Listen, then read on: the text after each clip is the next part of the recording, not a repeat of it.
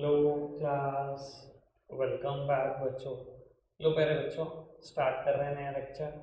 अब वो organising chapter हम पढ़ रहे थे।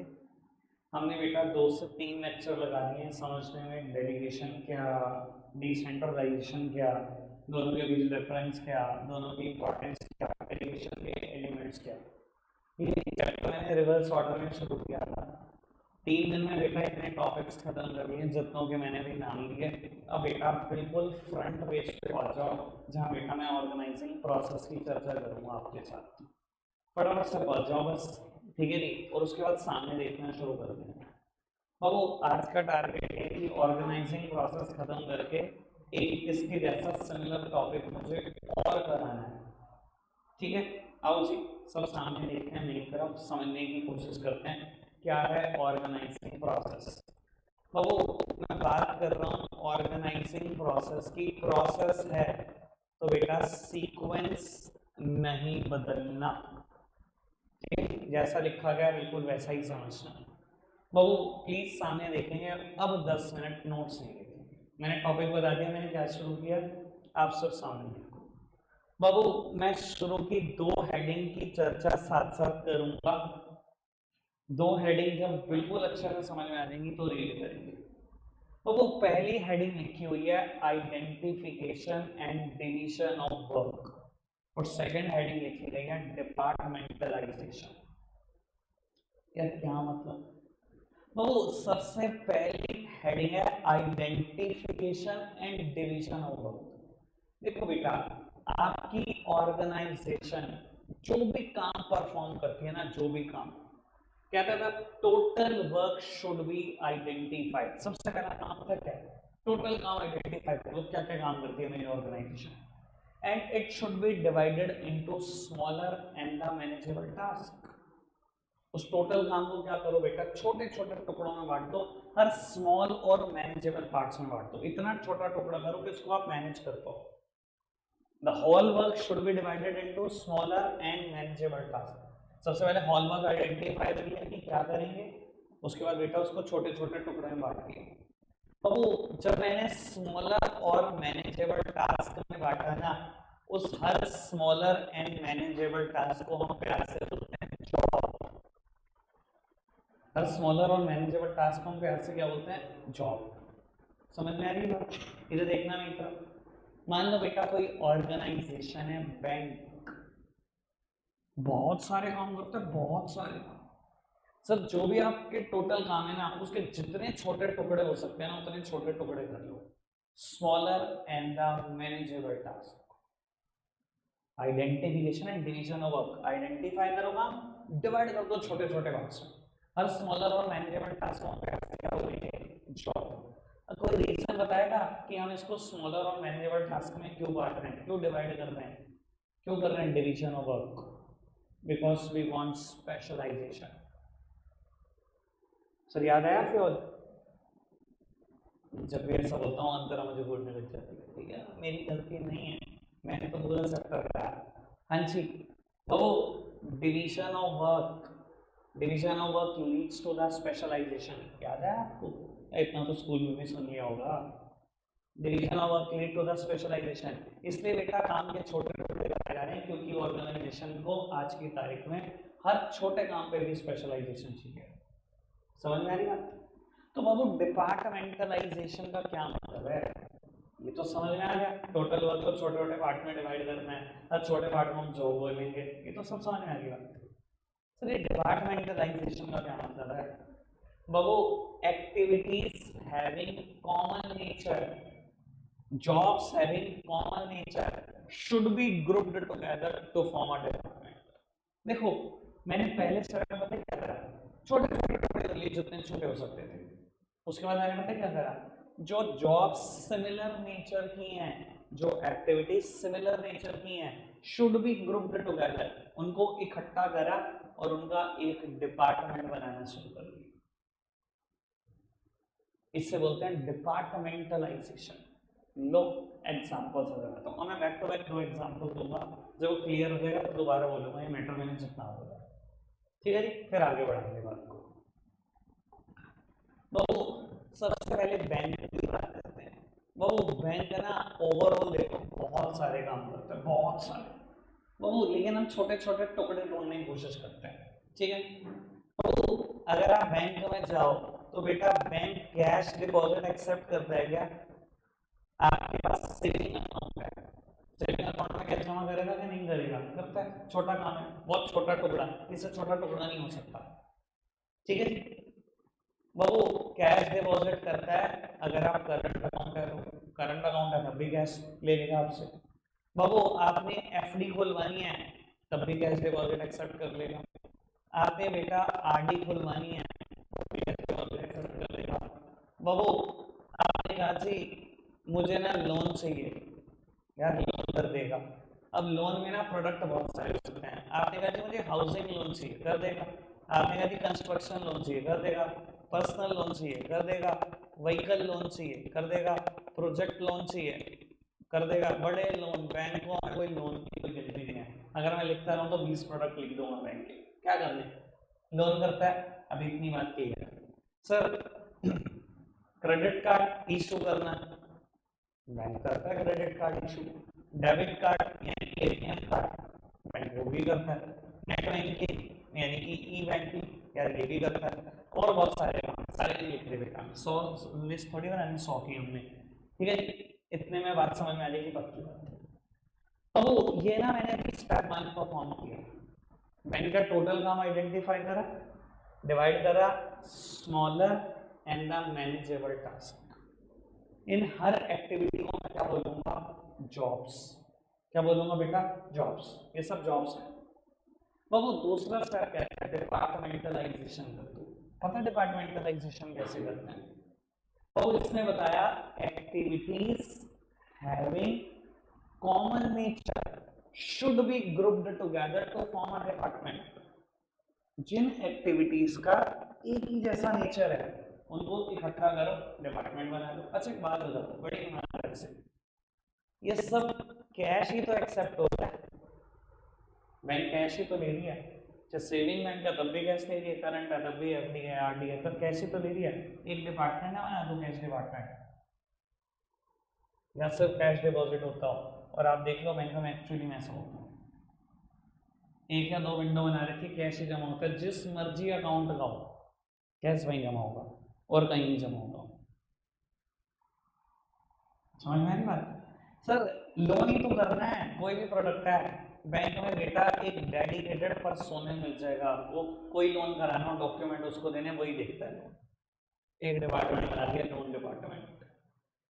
आप नया अकाउंट खुलवाते हो, ज्यादातर जो लोग नया अकाउंट खुलवाते हैं बैंक में उनको फैसिलिटी तीनों चाहिए होती है। एटीएम कार्ड अभी दे दो, नेट बैंकिंग अभी एक्टिवेट कर दो, क्रेडिट कार्ड कुछ दिन में मिल जाएगा, या कोई कोई इंसान कह देता है अभी दे दो।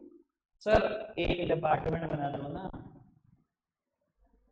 activity having common nature should be grouped together to form a department। समझ में आई बात? एक एग्जांपल हुआ, मेरा ख्याल वैसे तो बुद्धि से में खुल गई होगी, समझ में आ गया होगा डिपार्टमेंटलाइजेशन कैसे होता है, पर फिर भी मैं चाहता हूँ और अच्छे से क्लियर कर सकूँ आपको। सामने देखना, तो आप कोई कंपनी हो जो ऑटोमोबाइल बनाते हो, Hyundai हुआ, ठीक है, ऑटोमोबाइल बनाते हो, 4 व्हीलर बनाते हो। सर आपको पता है Hyundai भी बहुत सारे काम करती है इन ओवरऑल। हम क्या कर रहे हैं, छोटे छोटे टुकड़े ढूंढने की कोशिश कर रहे हैं, ठीक है। सर कार बनाने के लिए ना ये परचेज करते हैं रॉ मटेरियल, ठीक है, बहुत सारा स्टील, बहुत सारा लोहा परचेज करते होंगे, कार ऐसे थोड़ी बन जाती है, कुछ फाइबर कुछ करते ही होंगे, raw material purchase. Sir purchase करते होंगे मैन्युफैक्चर्ड पार्ट्स भी, कुछ चीजें बेटा बनी बनाई खरीदते हैं, कुछ मैन्युफैक्चर्ड पार्ट्स खरीदते हैं, जैसे कि एसी। Hyundai एसी बनाता है तो बना बनाया किसी कंपनी का खरीदता होगा। टायर, Hyundai टायर बनाता है, बना बनाया खरीदता होगा। समझ में आ रही है बात? Hyundai स्टीरियो बनाता है, म्यूजिक सिस्टम, बना बनाया खरीदता होगा। मानते हो ये बात जो मैं बोल रहा हूँ बिल्कुल ओके? सारी चीजें खुद बनाता है इन हाउस, तो रॉ मटेरियल खरीदता है, बात समझ में आती है। मैन्युफैक्चर्ड पार्ट्स खरीदता है, समझ में आती है बात? पक्का से बाबू Hyundai परचेज करता है एसेसरीज भी। अब यार ये कार देखा हो कोई जो तुम्हारे को पसंद हो Hyundai के शोरूम और वापसी आ जाओ इंक्वायरी करके, नंबर छोड़ो बस अपना। अभी 15 मिनट बाद फोन आएगा, सर क्या डिसीजन लिया आपने? आधे वाली कुछ नहीं, क्या डिसीजन, कल सोच के रहेगी। सर क्या डिसीजन लिया? सर आज ले लिया तो लेदर सीट कवर फ्री दे देंगे। अभी देख रहे ना, ऐसे ही देंगे, कोई ना कोई एसेसरी का नाम देंगे कि फ्री दे देंगे ये एसेसरी। रोज फोन आएंगे, रोज 1 महीने तक लगातार, रुक जाना मुझे बता देना। एसेसरी भी तो खरीदते हैं वो, बहुत सारी एसेसरी फ्री देने की भी तो बात करते हैं आपको। कोई कहता है सीट कवर दे देंगे, कोई कहता है लेदर सीट कवर दे देंगे, कोई कहता है जो टायर के ऊपर मड गार्ड चढ़ते हैं वो दे देंगे, कोई क्या एसेसरी कोई क्या एसेसरी, बताते रहेंगे आपको अजीब अजीब एसेसरीज। सर मैं सिर्फ छोटे छोटे टुकड़े कर रहा हूँ, और क्या करता है Hyundai बाबू? परचेज के बाद प्रोडक्शन शुरू करता होगा कार का, प्रोडक्शन करता होगा, देन बाबू सेल्स का भी फंक्शन परफॉर्म करता होगा, एडवर्टाइजिंग, बहुत सारी बातें मुझे लिखने में सब कुछ क्लियर कर रहा हूँ। सर बड़े दिमाग से अगर सोचोगे, आपको नहीं लगता ये तीनों परचेज ही तो हैं?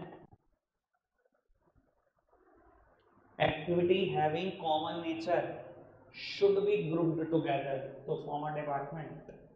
इकट्ठा करके एक ही नाम ना दे तो परचेज डिपार्टमेंट, वही परचेज डिपार्टमेंट ही रॉ मटेरियल भी परचेज करे, परचेज डिपार्टमेंट ही मैन्युफैक्चर्ड पार्ट भी परचेज करे, परचेज डिपार्टमेंट ही एक्सेसरी भी परचेज करे, परचेज ही तो करना है, तीनों तो ही लगेगी। समझ में आ रही है बात? ठीक है जी सर। खैर अभी तो आपको फर्क नहीं पता, मार्केटिंग में चल रहा है, वहाँ फर्क पड़ जाएगा, पता भी लग जाएगा।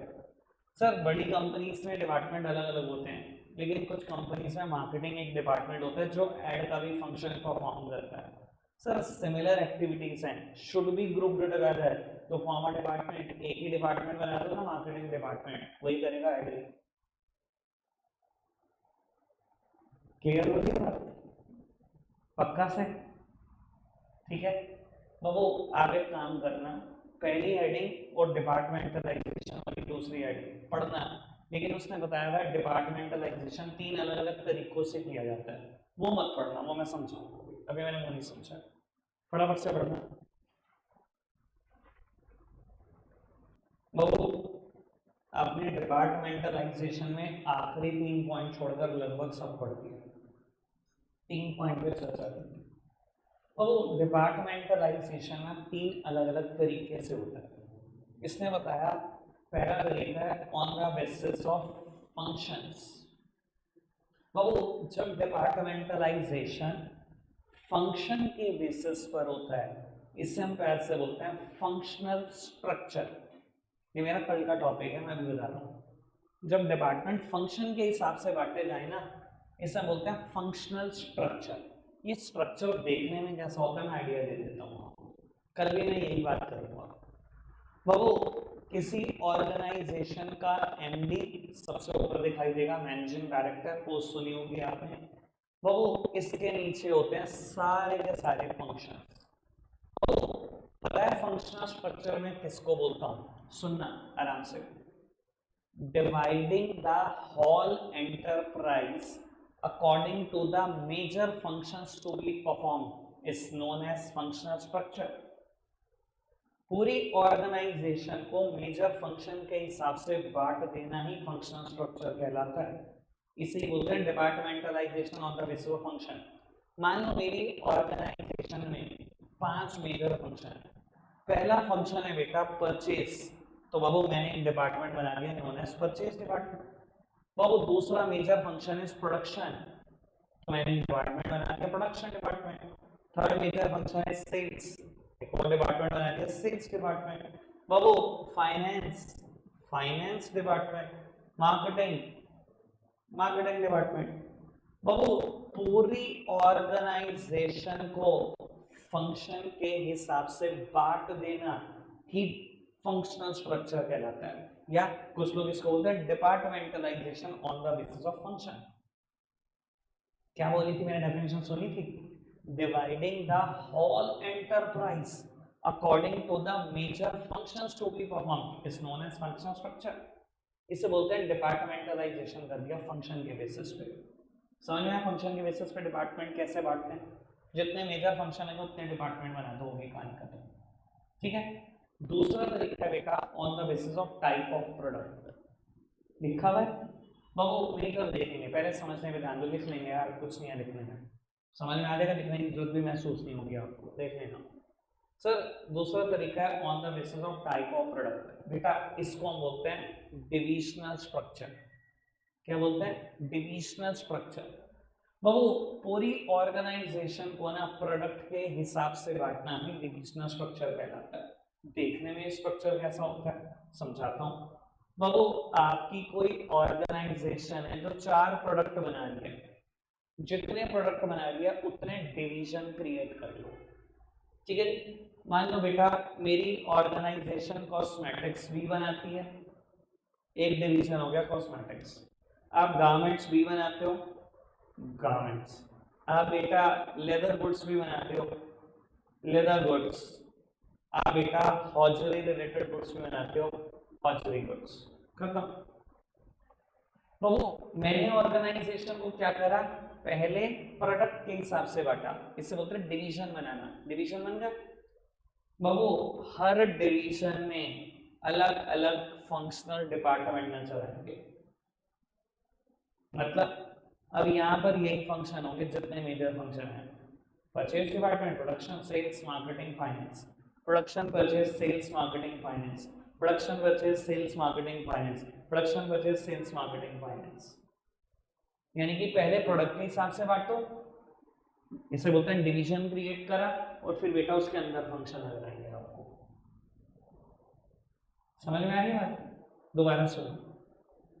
Dividing the whole enterprise according to the major functions to be perform is known as functional structure, या इसको हम बोलते हैं डिपार्टमेंट क्रिएट करना on the basis of functions.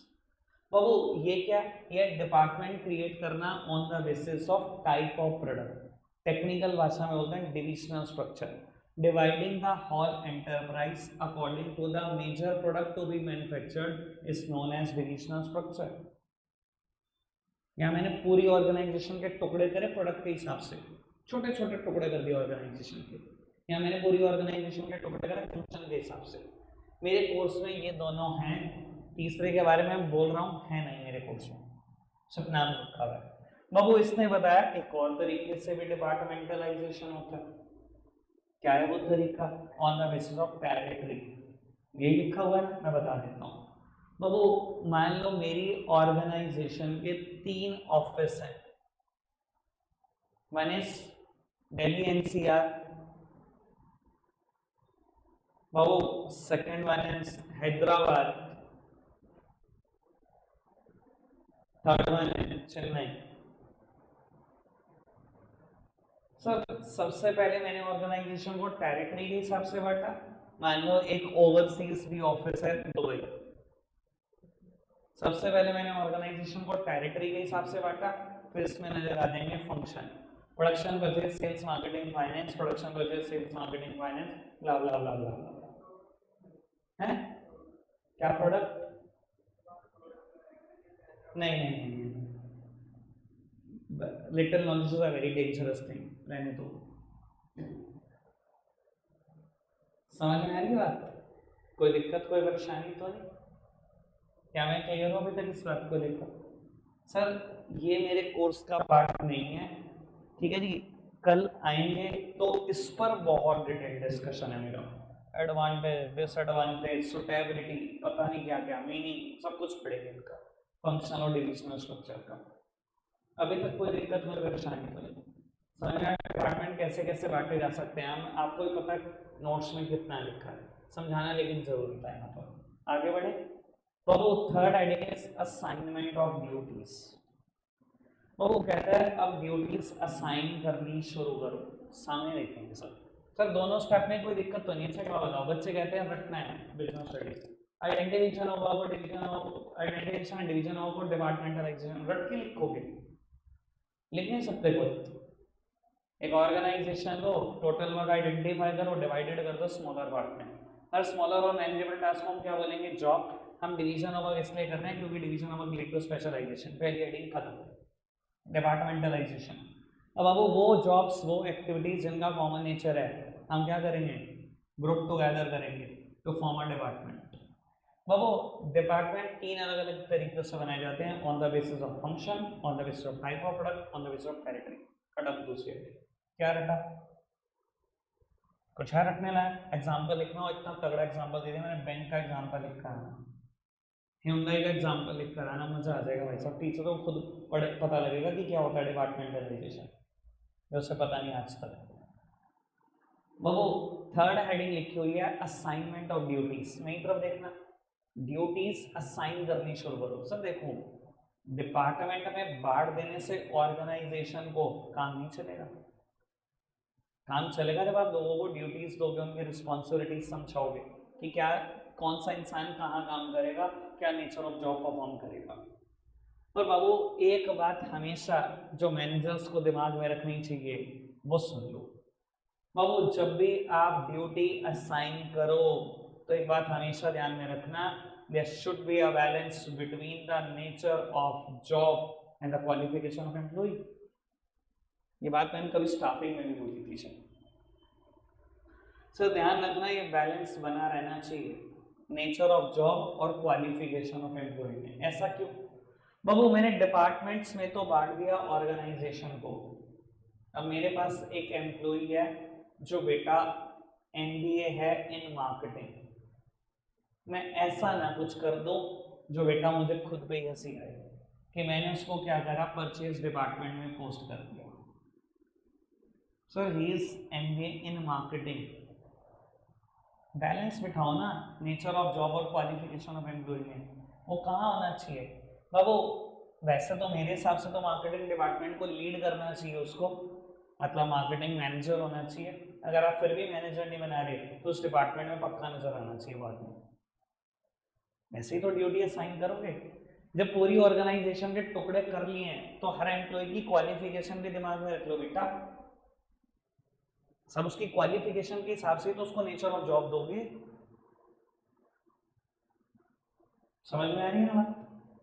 सब लोग अलग अलग अलग अलग पहुंच गए, अलग अलग डिपार्टमेंट्स में पहुंच गए।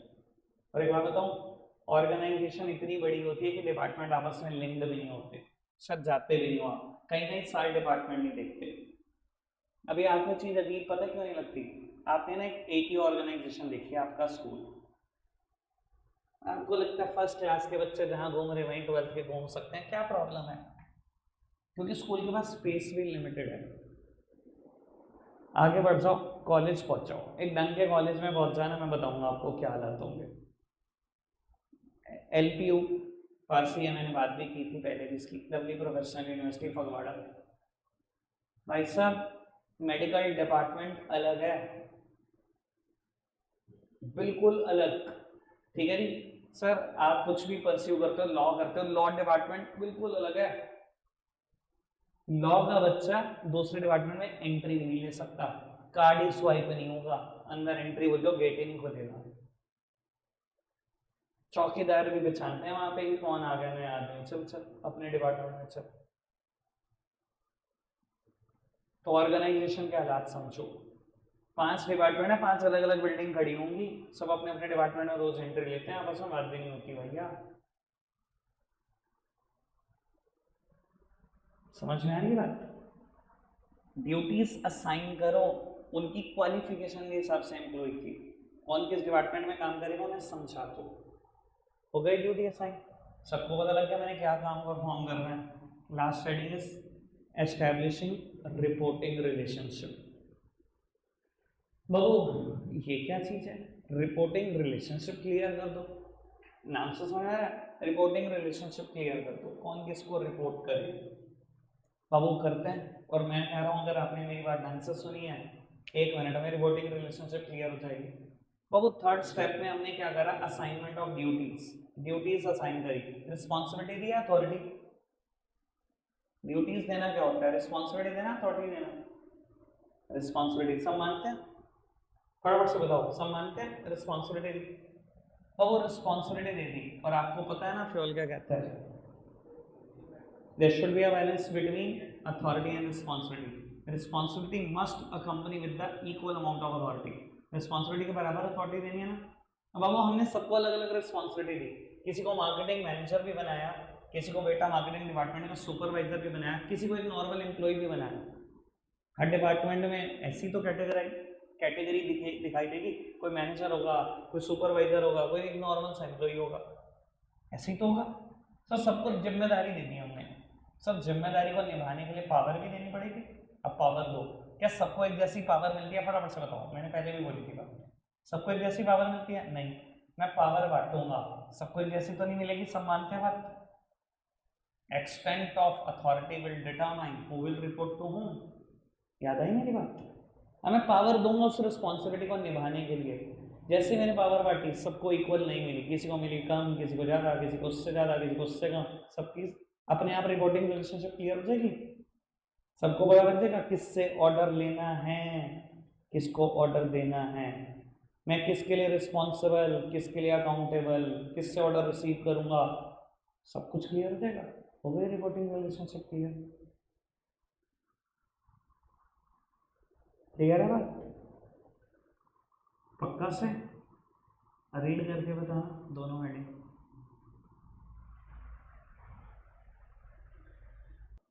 अब वो बिल्कुल इससे रिलेटेड टॉपिक स्टार्ट कर रहा हूँ मैं, बिल्कुल लगेगा ऑर्गेनाइजिंग का प्रोसेस में दोबारा पढ़ा रहा हूँ आपको। नेक्स्ट पेज पर आना है, टॉपिक लिखा होगा ऑर्गेनाइजेशनल स्ट्रक्चर, लिखा है टॉपिक ऑर्गेनाइजेशनल स्ट्रक्चर, नीचे कहीं लिखा होगा, ठीक है, हाफ पेज के बाद लिखा होगा, लिखा है बाबू। एक पर्सन हुए जिन्होंने ऑर्गेनाइजेशनल स्ट्रक्चर की डेफिनेशन दी है, सीधा डेफिनेशन पढ़ रहा हूँ, सीधा समझाऊंगा।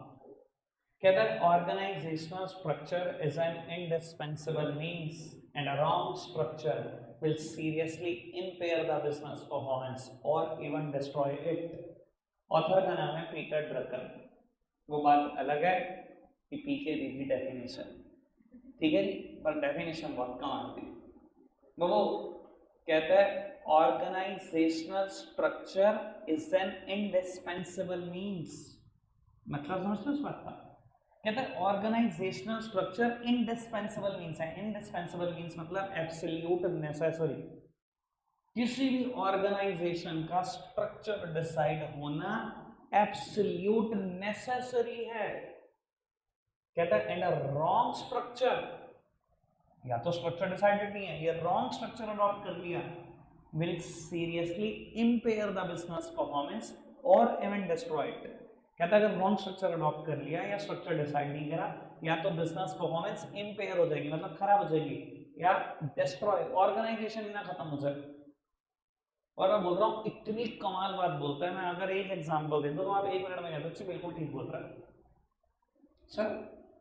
एक क्रिकेट टीम की बात करते हैं, कहीं पर डिसाइडेड होता है ये कोच है, ये हेड कोच है, ये बैटिंग कोच है, ये बॉलिंग कोच है, ये कैप्टन है, ये वाइस कैप्टन है, और बाकी सब नॉर्मल प्लेयर है।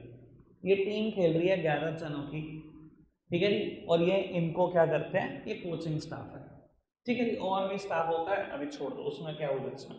मान लो बेटा ये स्ट्रक्चर डिसाइडेड नहीं है, कौन कैप्टन है कौन वाइस कैप्टन है, 11 प्लेयर उतर के मैदान में, क्या होगा अच्छा लगा स्ट्रक्चर डिसाइडेड नहीं है? आप सब जानते हैं ईमानदारी से क्या होगा। पहले मैं जाऊंगा गली क्रिकेट, पहले मैं जाऊंगा बैटिंग पे, वही कहानी है ना, कैप्टन की तो कोई बात नहीं, दो थप्पड़ के यहाँ बैठ, तो कौन, बैट मेरा है, पहले बैटिंग मेरी आएगी, पता है ना क्या होगा। सर ऐसी ऑर्गेनाइजेशन कितनी देर चलेगी? वो आउट हो गया ना, बैठ लेके भाग जाएगा, 15 मिनट में ऑर्गेनाइजेशन खत्म है, सब जानते हैं बात।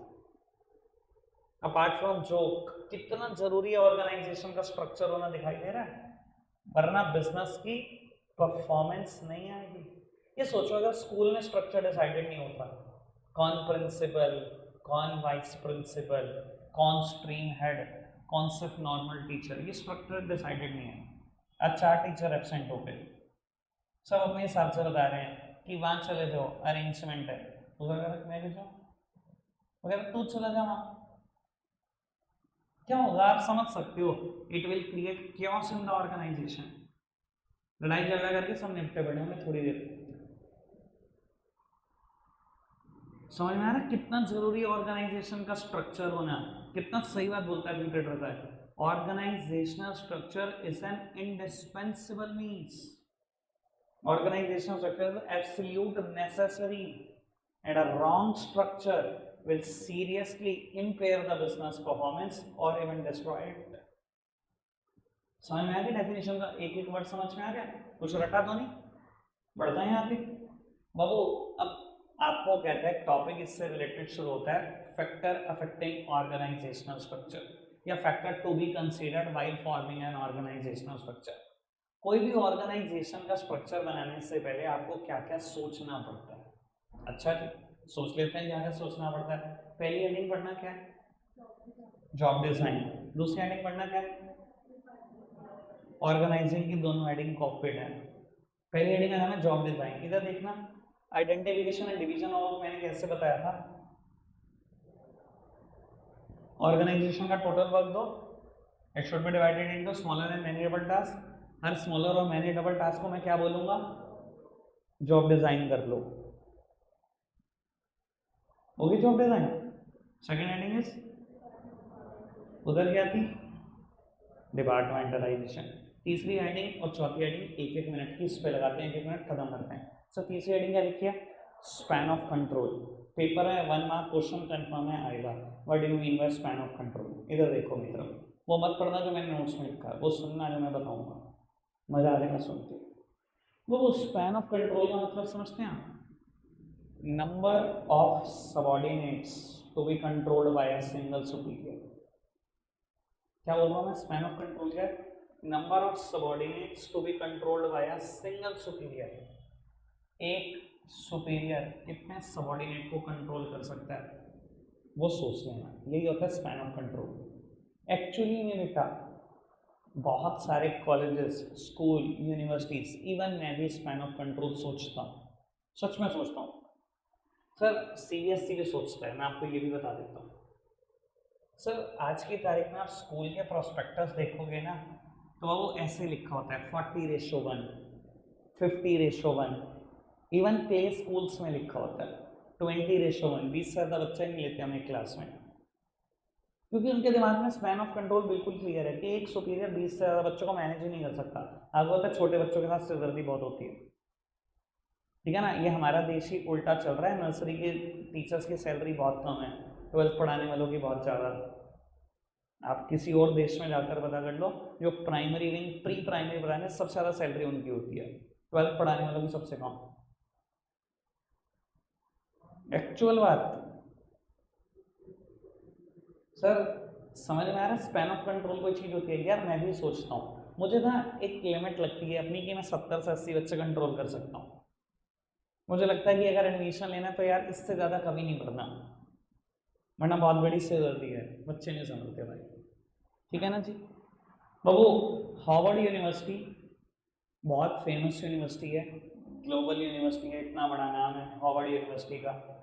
मनमोहन सिंह जी ने शायद इकोनॉमिक्स की पढ़ाई वहीं से की है। पता है आपको स्पैन ऑफ कंट्रोल क्या हार्वर्ड यूनिवर्सिटी का, 1:1। एक कोर्स में एक ही बच्चे का एडमिशन होता है।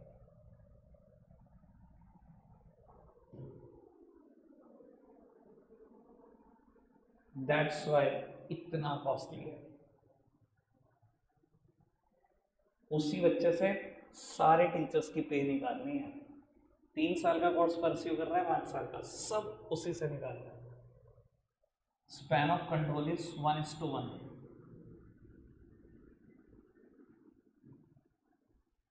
समझ में आ रही बात, क्लियर है। स्पैन ऑफ कंट्रोल क्या होता है, मैं जानबूझ के इतने एग्जाम्पल देता हूँ, यहाँ रहेगा रहेगा ही रहेगा, भूल ही नहीं सकते, ठीक है जी। मुझे ऐसा बच्चा कॉम्प्लीमेंट करते हैं बहुत सारे कि भैया बोर्ड का पेपर दे रहा था, आपकी आवाज़ें गूंज रही थी कान में, ठीक है जी। सुनना चाहूँगा आपसे भी ये सब, क्लियर है ना। वो last heading is delegation of authority. बेटा अब सबको पता है कोई भी एक इंसान अकेले सारे फंक्शन परफॉर्म नहीं कर सकता, that's why delegation of authority is compulsory. किसी तो एक्सटेंड पे आके काम बांटोगे ना, बट यही लिखा था पूरी हेडिंग, खत्म हो गया कवरेज। रखते हैं आज के लिए इतना ही है प्यारे बच्चों। बाय।